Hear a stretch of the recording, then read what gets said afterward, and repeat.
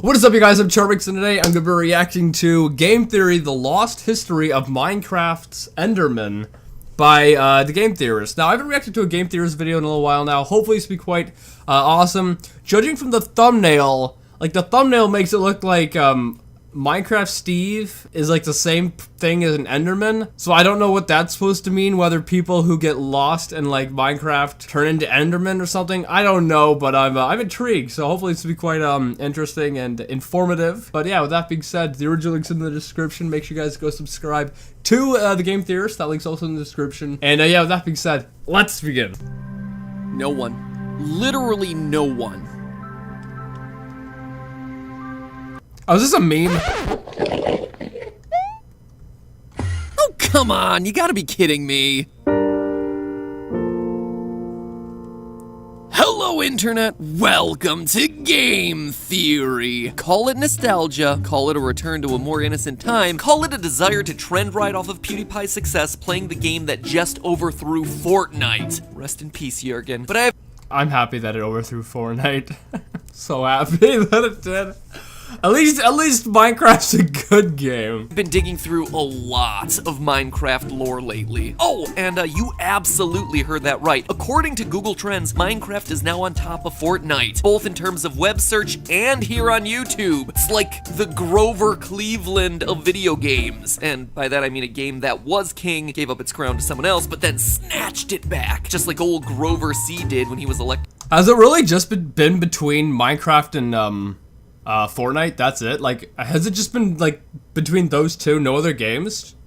President. History's only double president, for that matter. Honestly, it's like the only thing Grover Cleveland's known for. Heck, this 10 fascinating facts article on him couldn't even come up with anything remotely interesting, let alone fascinating. What was I talking about again? Oh yeah, Minecraft, on the other hand, is endlessly fascinating, because for a game that's now 10 years old, happy anniversary by the way, its lore still hasn't been cracked. Oh sure, there's plenty of speculation and lots of really good ideas, but to my knowledge, no one has truly been able to piece together a final, all-encompassing, all mysteries of this world tied together lore solve.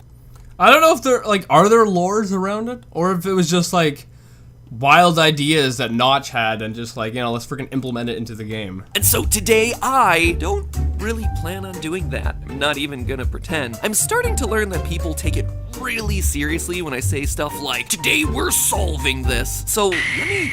Yeah, of course we take it seriously, because that's kind of what you're known for. You're known for, cracking, the codes and plots and whatnot of video games. Of course people are gonna take it seriously. Instead, say this quite honestly to you. I'm gonna do my best to start us on a journey to solve this thing. Our first step when it comes to solving Minecraft is tackling the Enderman. Originally programmed into the game as a joking reference to Slenderman, these tall, dark...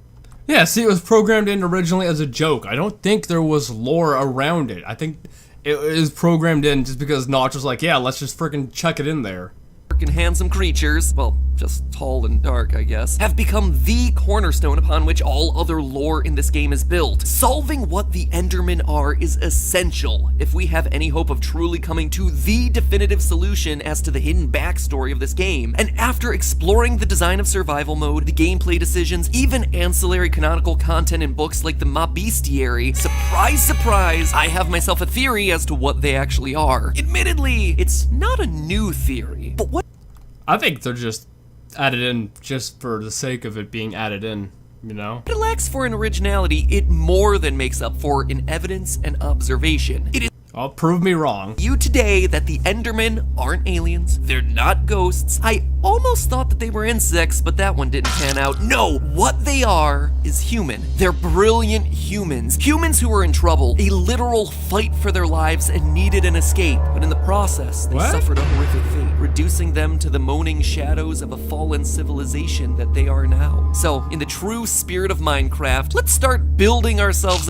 You better have some good proof for that, Matt. I mean, that's a pretty crazy, claim to have. Yeah, I mean, you gotta have a lot of proof to back up that. The theory, shall we? What do we know about these creatures? Well, first, we know that they're one of the game's neutral mobs, meaning that they're not going to attack you unless they're actively provoked. This is already interesting because it means that, in many ways, they come in peace. I mean, look at the list of mobs and all of their behavior patterns. Anything else that's nice to you is either an animal, a villager, or a zombie pigman, which is weird and honestly merits an episode of its own for another day. Everything. And I mean... Yeah, the zombie pigman's weird. I've always found it weird. Very weird. It's very bizarre. Everything else is hostile, except for the Enderman. So already there's a bit of an odd, tenuously peaceful relationship between us and the Enderman, but it gets even weirder when you consider that they're the only other creatures other than Steve or Alex able to move blocks. Sure, they're kinda picky about what blocks they pick up, but carrying blocks is an ability only shared between our character and the Enderman. As okay, that's some good proof. I'll get Grouse say that. That's good. the mob bestiary says, quote, they will not just pick up any block, but will choose only clay, dirt and sand, flowers and other plants, and rather oddly TNT. Some claim the Enderman is indulging in a form of play or attempting to communicate. Speaking of communication, we also know that they can talk, or at least had the ability to talk. Listen to some of the sound clips from when Endermen are idling near you. You hear it? There's clearly a language here. A real language. Yeah, that does make... Oh no, don't tell me Matt's or... I think Matt might be right already. That we as humans can understand. Listen again. You should be hearing, hey. Hello. That could be that, what's it called? Frig, man, I wish I was smart. I wish I was smarter. There's like a theory, or not a theory, but like, you know, if you hear something like that and someone suggests what the word is, that's what you'll hear. I don't know, there's like a scientific name for it. This next one is really clear. What's up? It does sound pretty similar. But maybe, again, maybe it's just the, because it's suggested, that's what you're hearing. Because that's what's, you know, what's up was suggested. And look for the eye. Which presumably is... Okay, that one sounds like it, but then again, it might not be. Referencing Eyes of Ender, the items that allow you to find strongholds where they're used to activate a portal to the end, home of the Enderman and the game's final boss, the Ender Dragon. Yeah, right now I'm actually doing like a Let's Play kind of Minecraft. I think my goal will be to find one of these eventually, but I'm far from that. Again. So we have ourselves neutral creatures who are able to move blocks, just like us, and have language abilities far beyond what we hear elsewhere in the game from characters like the villagers. It's certainly a lot of odd similarities to be sure, but far from airtight evidence that the Endermen are somehow related to men. But now let's take a minute to actually look at their home, the End. The End is a weird final dimension for Minecraft. It honestly Oh, is that where they live? In the end level with the dragon? Is that where they live? feels to me like where the game started to run out of money. Not that it could ever run out of money. With the whole thing just being a bunch of endstone and purple blocks. Ugly purples and yellows everywhere, huge chunks of landscape missing, and giant cities that you can visit far off in the distance. All of which are eerily empty. Oh, is that what their houses look like? I didn't know that.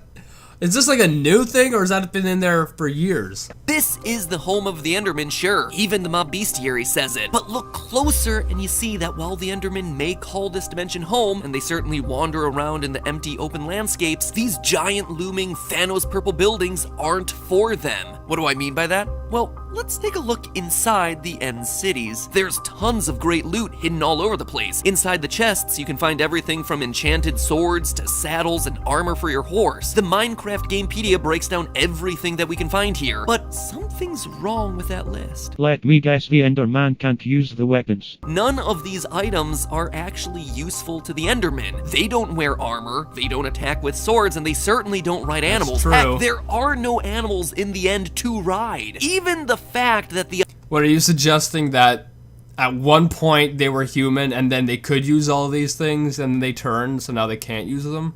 Is that what you're suggesting, Matt? Items are kept in chests should be a huge red flag here. Remember, Endermen are only picking up certain blocks, and none of those blocks entail chests. They can't use these things or the thing that stores those things. All of this points to the idea that the End's cities weren't built by the Endermen. They were built by and for someone else. Some other ancient people who managed to get to the end. But who? When you start up a new survival mode game, you enter a blank world. Immediately you notice that you're the only one of your kind. Oh, sure, as you adventure, you'll come across NPCs like the villagers, but they're They don't look like you. not like you. They don't look like you. I never really thought of that. Why don't they look like you? Maybe, yeah, I think Matt actually might be right. I'm starting to see where he's going with this. Maybe you're one of the last people. Like, all the Endermen are what you were before, but then they got turned. So you're one of the last people, I guess? They can't build like you. You and the villagers are fundamentally different. It's almost as if you're a different species. Exactly. Attacks. When bit, a villager doesn't transform into a normal zombie. It turns specifically into a zombie villager. Regular zombies and zombie villagers are different. In fact, the only times that you ever really see anything that looks even remotely like you, it's always in the form of undead enemies. Zombies, drowned, husks. It And then maybe the Enderman. Oh boy. implies that once upon a time there were other humans here, but they all died en masse. It's a strange detail that you probably noticed, but you shrug it off and you continue on your journey. Then you start discovering pre-existing structures, mine shafts, temples in the desert, monuments underwater, all abandoned, all of them lost to time. Again, you're the only person who can build things in this world, and you certainly didn't build any of these things, so where did they come from? Okay, to be fair, the villagers live in towns which they obviously built, so that there proves that they can build if needed. We just never see them building because their home is already built. Making things even more suspicious is the fact that ruins like desert temples are protected by cleverly designed booby traps. Elaborate fake floors complete with pressure plates and grids of TNT. It all points. So then that makes you question, how did they, or how did the humans, you know, how did they go away? Because if you can survive, you one person can survive, how come so many other people, like if there were a lot others before, how come they couldn't survive? You know, that doesn't make any sense. Unless you happen to be like the smartest of the humans. That doesn't make sense. To one thing, an advanced society of builders once lived in the overworld, but have since disappeared. So that begs the question, where did they go? And why did they disappear? Maybe they all died, which in turn led to the armies of the undead mobs that we have to guard against every night. And while I certainly think that that's part of it, it's not the whole story. Because we know that they went somewhere, teleported somewhere. And while they could have gone any number of places, we know for a fact that one of the places they ended up was the end. How can we be so sure? Strongholds. Strongholds are the hidden ancient ruins that contain massive portals to the end. Whatever this ancient society was, they were so advanced that they could figure out how to build these things, which in turn makes them more advanced than even you, the player. In survival mode, you can't craft the end frames necessary to construct this thing. See, I always thought that you could. When I, you know, because I don't know, when I played Minecraft freaking years and years and years and years ago, like 7 years ago or whatever, I always thought that you could build like a portal to get to the end. But I guess maybe I was wrong. I don't know. I don't think I ever like got to the end. But if it's true that you can't, and that it's already built by, you know, another civilization or whatever, that obviously makes sense that they were a lot smarter than you. But at the same time, if they were that advanced and like smart and whatnot, how could they not survive in Minecraft? How could they not survive? I mean, sure, the creepers can be a little bit annoying, but I mean, if one person can survive for long periods of time, a civilization should be able to survive for a long time.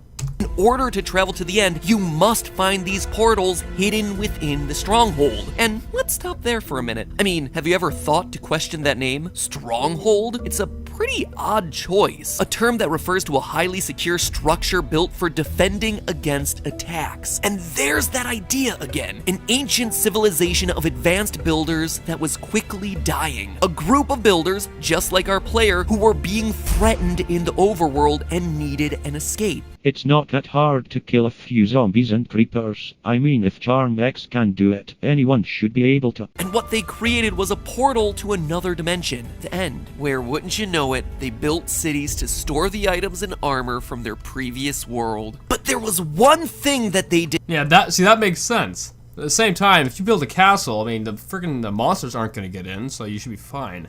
So that doesn't make sense why they would leave. Didn't expect that this would be a one-way trip, that the portal would close up behind them, leaving them stranded in a strange and barren wasteland. Sure, they were safe from whatever was killing them in the overworld, but now they were trapped in a wasteland guarded by an unstoppable dragon, and they came unprepared. Based on what we see in the chests, they came in with swords and armor and horses. Effective weapons to be sure, but not against an otherworldly foe, a giant foe that flies around and attacks with towering beacons that restore its health. They couldn't defeat this thing, hence why it's still living when we arrive. And as we know from the game, the only way out of the end is okay, wait, I actually need to know how the only way out. through defeating the Ender Dragon. And since they could But wait, so you can defeat it, one person can defeat it, but a whole group of them couldn't defeat it? And they're supposedly really, like, friggin', you know, smart? Okay.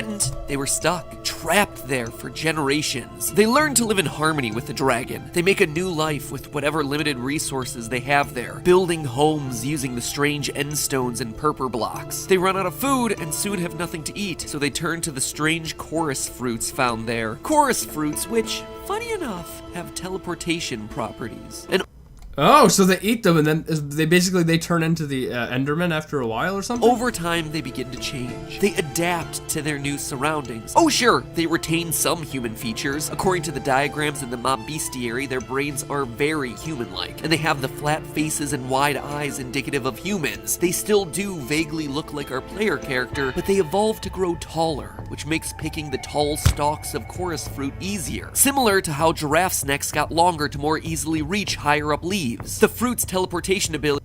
Yeah, I had no clue about any of these fruit things or anything like that in the end game or whatever. I never knew that those existed. Starts to rub off on them. So instead of having to rely on ender pearls to teleport around, they instead naturally gain the ability from their diet. Over time, they slowly forget their ability to build. I mean, why build when there's no escape, when there's not even many resources with which to craft? But they still retain the ability to pick up blocks. Though their skill for speech gets forgotten, they do retain a rudimentary language, still speaking in those distorted words. Sounds like Charmx. I mean, he can't speak without stuttering to save his life.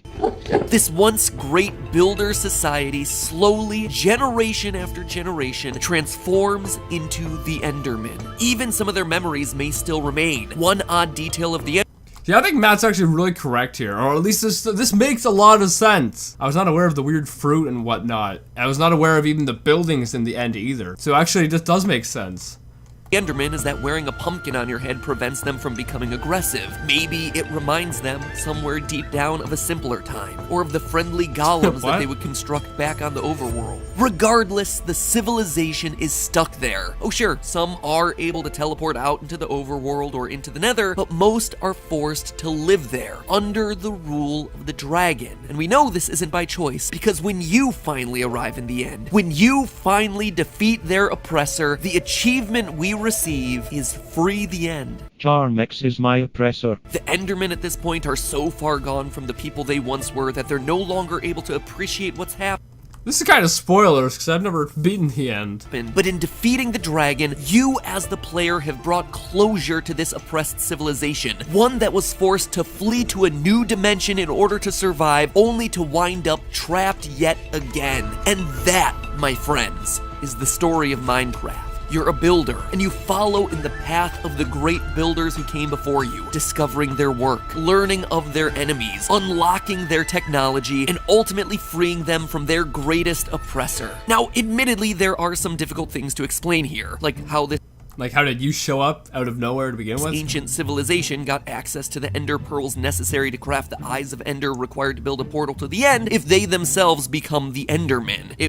Yeah, that's kind of like a catch-22, isn't it? It would require some sort of time loop, which honestly there isn't a whole lot of evidence for. Instead, my thought here is that the Ender Pearls are items that they learn to create before becoming Endermen, before going to the end. I mean, think about this. We know Yeah, that makes sense. civilization was able to access the Nether. End rods and Eyes of Ender both require blaze-related materials to craft. So this civilization had definitely visited that dimension, and thus knew how to access the powers of teleportation. So maybe they learned how to harness that in a smaller, portable form, i.e. the Ender Pearl, before ever making it to the end? I'm not 100% sure. It's honestly just speculation to try and solve for this theory's biggest problem. The Endermen are just the start to the puzzle that is Minecraft, but there is still plenty more here for us to discover. So until then, remember, that's just a theory. What the frig are they doing? A game theory. Anyway, I hope you guys like this video. I think Matt's actually quite right. All these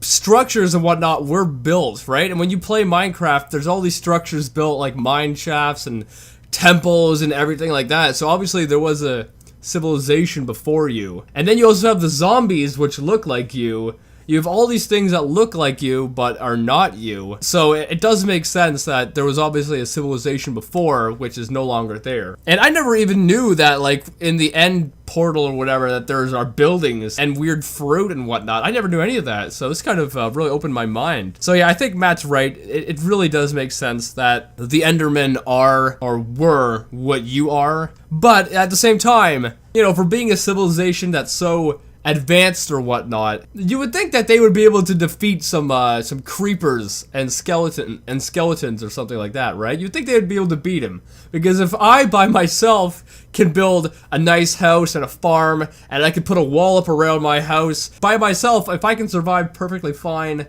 you would think that they, a civilization of many, many, many people, could also survive by themselves. It's like in the real world, where, you know, thousands of years ago, you know, there were lots of predators and whatnot, and over time, humans have just kind of wiped them all out. And you'd think that they would be able to do the same in this, you know, universe or whatever. But, yeah, anyway, I hope you guys enjoyed this. And if you did, make sure you give it a thumbs up. If you're new, hit subscribe, join the family. Make sure you guys also go subscribe to The Game Theorist. That link's in the description. And, yeah, with that being said, I'll see you guys next time. Boop!